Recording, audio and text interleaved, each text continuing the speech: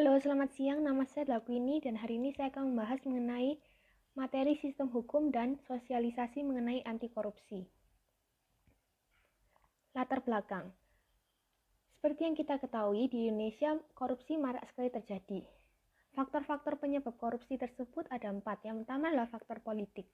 Hal ini dapat dilihat ketika terjadi instabilitas politik. Kepentingan politik para pemegang kekuasaan ketika mereka ingin meraih dan mempertahankan kekuasaan mereka. Yang kedua adalah faktor hukum.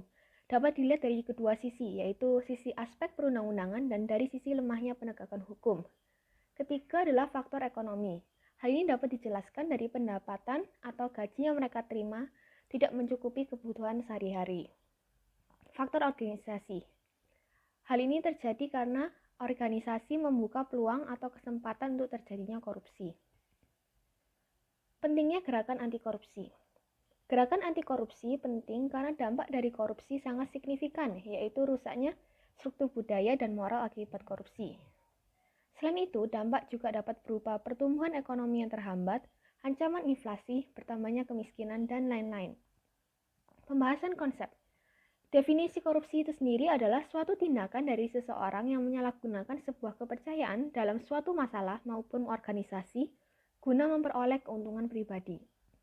Terdapat 7 bentuk-bentuk korupsi. Yang pertama adalah terkait keuangan negara atau perekonomian negara. Contohnya adalah setiap orang yang secara melawan hukum melakukan perbuatan memperkaya diri sendiri atau orang lain yang suatu korporasi yang dapat merugikan keuangan. Yang kedua adalah suap menyuap. Memberi sesuatu kepada pegawai negeri atau penyelenggara negara karena atau berhubungan dengan sesuatu yang bertentangan dengan kewajiban dilakukan atau tidak dilakukan dalam jabatannya.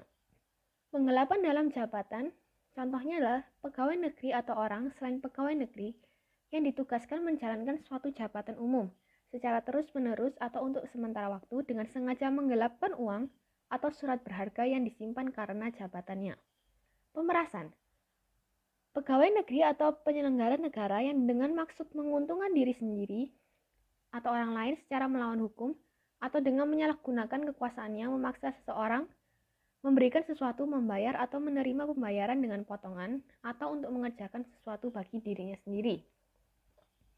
Perbuatan curang, contohnya adalah pemborong, ahli bangunan yang pada waktu membuat bangunan atau penjual bahan bangunan yang pada waktu menyerahkan bahan bangunan melakukan perbuatan curang yang dapat membahayakan keamanan orang atau barang atau keselamatan negara dalam keadaan perang.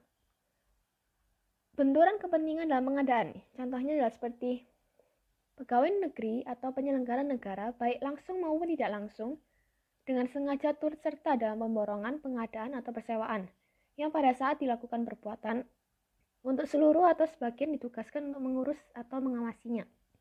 Yang terakhir adalah korupsi terkait gratifikasi.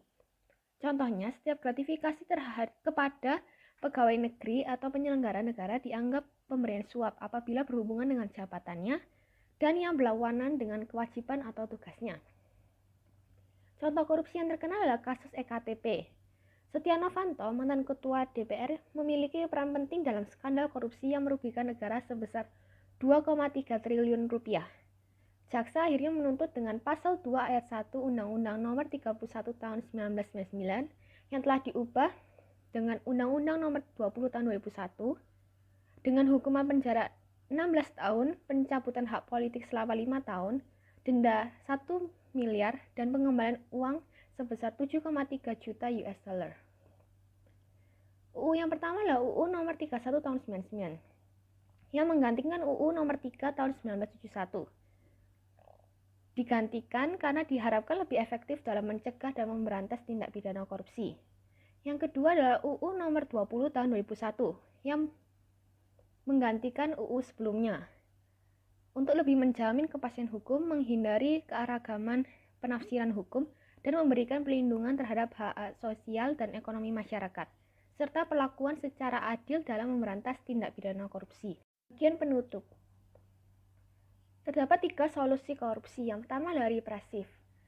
Represif adalah upaya penindakan hukum untuk membawa koruptor ke pengadilan.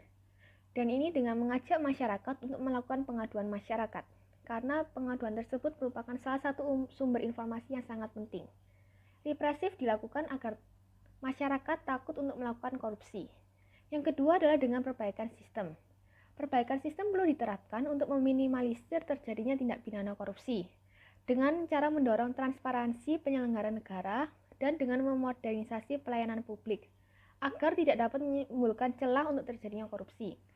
Hal ini dilakukan agar orang atau masyarakat tidak bisa melakukan korupsi. Ketiga adalah edukasi dan kampanye. Strategi pembelajaran pendidikan anti korupsi dengan tujuan membangkitkan kesadaran masyarakat mengenai dampak korupsi, mengajak masyarakat untuk terlibat dalam gerakan pemberantasan korupsi, serta membangun perilaku dan budaya anti korupsi. Hal ini dilakukan agar masyarakat tidak mau melakukan korupsi. Kesimpulannya adalah penting untuk memiliki prinsip hidup anti korupsi sebagai bentuk pencegahan agar kedepannya kita tidak korupsi, baik dalam hal kecil maupun hal besar.